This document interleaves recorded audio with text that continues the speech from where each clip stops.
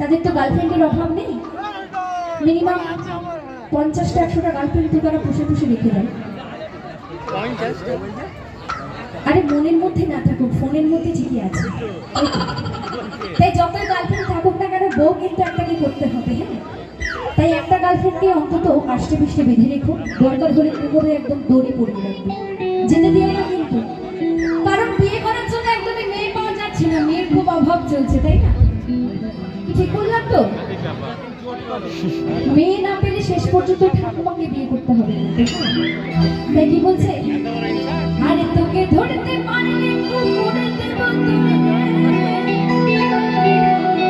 বলছি আমার করলে তুই চুরি দে, আরে চুরি দে, আরে চুরি দে, আমার করে